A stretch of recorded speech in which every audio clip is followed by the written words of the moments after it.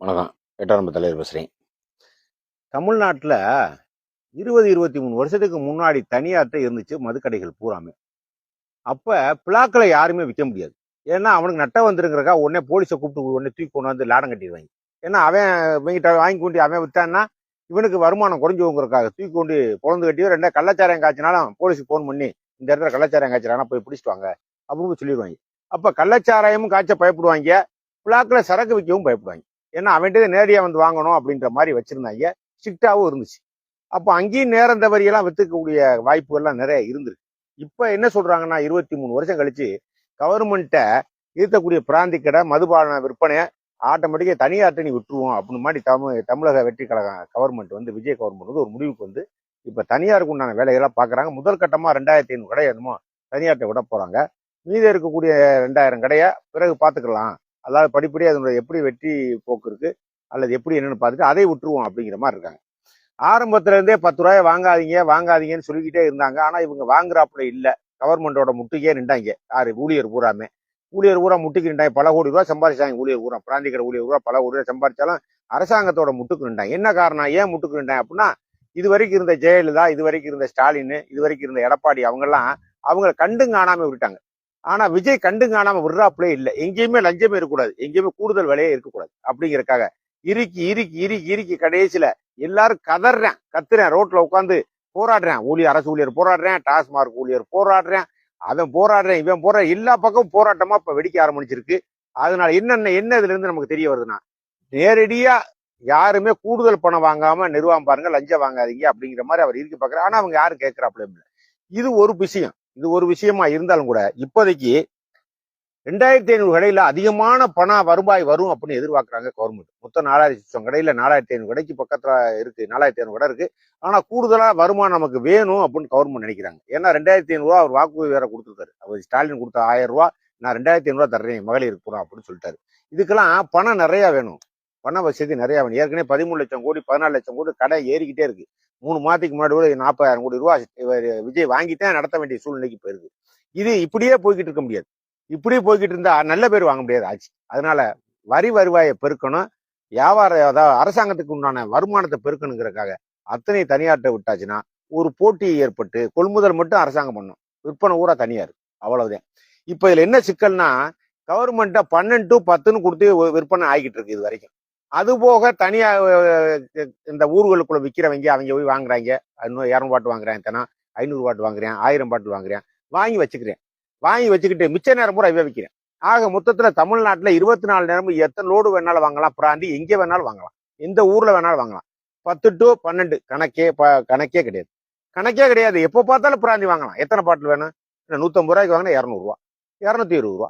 அதுவும் இந்த சுதந்திர தினம், குடியரசு தினம், தீபாவளி அப்படி இப்படி இந்த விசேஷ காலங்கள்ல லீவ் விடுற, காந்தி ஜெயந்தி இப்படிலாம் லீவ் வருதுன்னு வைங்க, அன்னைக்கெல்லாம் 250 ரூபா, 300 ரூபா.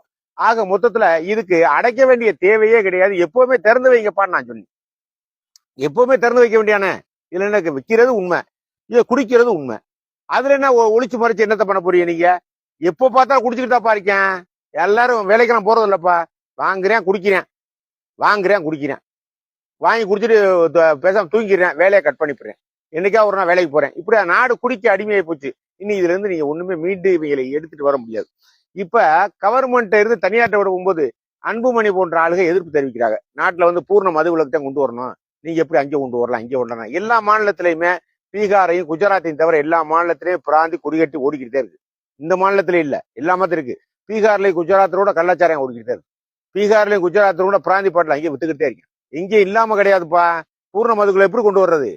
50,000 கோடி வேணுமே, குடிக்கிறவனுக்கு பதில் சொல்லணுமே. பெயிண்ட திம்பேன், பெப்பிக்கால திம்பேன், கள்ளச்சாராயம் காய்ச்சுவேன், இவனுக்கு போதை வேணுமே. அந்த போதைக்கு என்ன பண்றது? ஆக மொத்தத்துல இவனுக்கு ஏதாவது ஒரு வகையில போதைக்கு தேவைப்படுங்கிறக்காக கவர்மெண்ட் இப்ப எல்லா ஸ்டேட்லயும் அதை வச்சு வித்துக்கிட்டே இருக்கான். எல்லா ஸ்டேட் இப்ப கவர்மெண்ட் வைக்க கூடாது, நீங்க தனியார்ட்ட இருக்கு, அதனால எல்லாரும் குடிப்பாங்க. எல்லாரும் குடிப்பாங்க. என்னதாப்பா பண்ண சொல்றீங்க? என்னதான் பண்ண சொல்றீங்க? 1 லட்சம் கோடி வரும் நாட்டுல, 1 லட்சம் கோடி வரும் தனியார்ட்ட போச்சுன்னா. கவர்மெண்ட்டுக்கு வருவாயே 1 லட்சம் கோடி வரும். எல்லாம் சுங்க வரி, அந்த வரி, இந்த வரி, எல்லா வரியும் சேர்த்தாலும் 1 லட்சம் கோடி வரும். 50,000 கோடி 40,000 கோடி வரக்கூடிய 50,000 கோடி இப்ப கவர்மெண்ட்டுக்கு வருது. இதெல்லாம் பத்தாது, இன்னும் 1 லட்சம் கோடி வரணும். ஏன்னா நாட்டுல அவ்வளவு குடிக்கிறேன், எல்லாரும் குடிச்சு சும்மாவே கிடைக்கும். எதுவுமே செய்ய முடியல, யாரால எதுவும் செய்ய முடியல. அப்ப இப்படி இருக்கக்கூடிய சூழ்நிலை, இவ்வளவு பெரிய வருவாய் வரக்கூடிய இடத்துல ஏன் திமுக தலைவரும், ஏன் எடப்பாடி பழனிசாமியும், ஏன் ஜெயலலிதாவும், ஏன் கருணாநிதி, ஏன் அரசு உடைமையில இருந்து ஏன் தனியார்ட்ட கொண்டு வரல? என்ன காரணம்? அது சொல்லுங்க முதல்ல. அது சொல்லுங்க. கடன் வாங்காம இருந்திருக்கலாமே. இவ்வளவு வாய்ப்பு இருக்குல்ல. தனியார்ட்ட போனா இந்த தொழிலை பொறுத்தவரை தனியார் தான் சரியா வரும், கவர்மெண்ட் சரியா வராது. தொழில் இருக்கு, இந்த தொழில் வெட்டாத தனியார், இந்த தொழில் விட்டா கவர்மெண்ட் ஒரு கணக்கு இருக்கு. இந்த வகையில இப்ப இருக்கக்கூடிய சூழ்நிலை தனியார்ட்ட விட்டு இருந்தா 80,000 கோடி 1 லட்சம் கோடி வரக்கூடிய வருமானத்தை வெறும் 50,000 கோடி ரூபாய் போதும்னு நீங்க எப்படி வந்தீங்க? அது ஸ்டாலினோ கருணாநிதியோ அல்ல எடப்பாடி பழனிசாமி ஜெயலலிதா ஏன் வந்து என்ன காரணம்? இவங்களுக்கு தனியா ஒரு அமௌண்ட் போய்கிட்டு இருக்கு. டாஸ்மாக் நிறுவனத்துல இருந்து அந்த உற்பத்தி பண்ற இடத்துல இருந்து புது எல்லா கம்பெனியுமே வராது. ஒரு குறிப்பிட்ட 5-6 கம்பெனி தான் ஏலத்துல கலந்துக்கிறேன். 5-6 கம்பெனி தான் இவனும் கொடுப்பேன். யாரு கவர்மெண்ட் ஜெயலலிதா வந்தாலும் சரி, ஸ்டாலின் வந்தாலும் சரி, எடப்பாடி பழனிசாமி வந்தாலும் சரி, யாரும் வந்தாலும் சரி, இவங்களுக்குள்ள பேசிக்கிடுவாங்க. 5 கம்பெனி வரும். 5 கம்பெனி எங்களுக்கு ஒரு 1000 கோடி கொடுத்துருங்க, 2000 கோடி கொடுத்துருங்க, மாசம் அவ்வளவு கொடுத்துருங்க, அவ்வளவு போயிருங்க வந்து எல்லாரும் கூட்டணி. ஆச்சரியம் இந்த முறை கூட்டணி. இப்ப விஜய் வந்தவொடனே கூட்டணிக்கு வேலையே கிடையாது. எல்லாம் ஓப்பன் டைப். எல்லா மாநிலத்துல இருந்து யார் வேணா வந்துக்க, எந்த சாராயத்தை வேணாலும் இறக்க, எந்த பிராந்தி வேணாலும் இறக்க, எனக்கு தேவை வரி, அவளை முடிஞ்சு வச்சு அப்படின்னு ஓப்பன் டைப்பா நிப்பாட்டிட்டாப்புல. இப்ப வெளி பிதுங்கி போய் கிடக்காங்க எல்லாருமே. வருமானம் பூரா போதே, கட்சிகளுக்கு பூரா வருமானம் இருக்காதுல்ல, ஆளால் கொள்ளையடிக்க முடியாது. எல்லா கட்சியும் வருமானம் இல்லைன்னு என்ன செய்யறது? அப்ப எந்த கட்சியுமே எல்லா கட்சியுமே வெளியே பிதுங்கிட்டு கிடைக்கும், ஒண்ணுமே செய்ய முடியாது அப்படின்னு இருக்கிறீங்க. இந்த மாதிரி நிர்வாகம் உண்மையிலே அரசு கஜானாவுல பணம் வந்து சேர்ந்துருச்சுன்னா உண்மையிலே விஜய் வந்து நல்ல பேரே வாங்கிடுவான், நல்ல பேர், அருமையான பேர் வாங்கிடுறான். ஆனா லஞ்ச லாவண்யம் இல்லாத ஒரு ஆட்சி நடத்தணும் நீங்க நினைக்கிறீங்க. ஆனா இதுக்கு இடையில எத்தனை பேர் லஞ்ச லாவண்யத்துல இன்னும் ஊடு படலிட்டே இருக்கேன். டயம் இருக்கு, இன்னும் 3 மாசம் ஆகுது. உங்களை இப்போதைக்கு எதுவும் குறை சொல்றதுக்கெல்லாம் வாய்ப்பும் இல்லை, வழியும் இல்லை. அதனால அரசாங்க வருவாயை இப்போதைக்கு கூட்டம் நினைக்கிறது, டாஸ்மார்க் மூலமா கூட்டம் நினைக்கிறது உண்மையிலே ரொம்ப பாராட்டக்கூடிய விஷயம். ஏன்னா இவங்கெல்லாம் பண்ணல. அதிமுக செஞ்சா தப்பு, அதிமுக எதாவது செஞ்சா கூட திமுக ரத்து பண்ணுவேன், திமுக எதாவது செஞ்சா அதிமுக ரத்து பண்ணுவேன். ஏன் இதை மத்திய ரத்து பண்ணல நீயே? அதுக்கு வா முதல்ல. இதையே ரத்து பண்ணல. செயல கவர்மெண்ட் தனியார்ட்ட இருந்த கவர்மெண்ட் ஆக்குச்சுல, நீயே திருப்பி தனியார்ட்ட கொண்டு வர என்ன காரணம்? ஏன்னா உங்களுக்கு போதுமான வருவாய் வருது, போதுமான காசு கிடைச்சிருக்கு, லஞ்சம் கிடைச்சிருக்கு, போதுமான ஒட்டுன்னு கொட்டிருக்கு. அதனால இதை பத்தி நீங்க திரும்பியே பார்க்கல.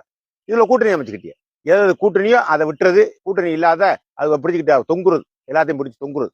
ஆக மொத்தத்துல இப்படி ஆயிப்போச்சு. இப்ப என் கருத்து, நான் அரசாங்கத்துக்கு நான் சொல்லக்கூடிய கருத்து, இது நல்ல பாணிதான், நல்ல முறைதான், இதை அதிரடியா விடணும் தான். என்னுடைய பாணி என்னன்னா, டாஸ்மார்க் ஊழியரை வீட்டுக்கு வெட்டணும், அவங்களுக்கு திருப்பி வேலை விடக்கூடாது. தனியார்ட்ட விட்டு அவன் எடுத்துக்குவேன் ஆளை, நீ வந்து அவனுக்கு சிபாரிசு பண்ணக்கூடாது. நம்பர் 1. 2வது, எப்ப பார்த்தாலும் இங்க பிராந்தி கிடைக்குது, நான் சொல்லிக்கிட்டே இருக்கேன். 24 நேரம் இங்க பிராந்தி கிடைக்குது தமிழ்நாட்டிலேன்னு சொல்லிக்கிட்டு இருக்கேன்.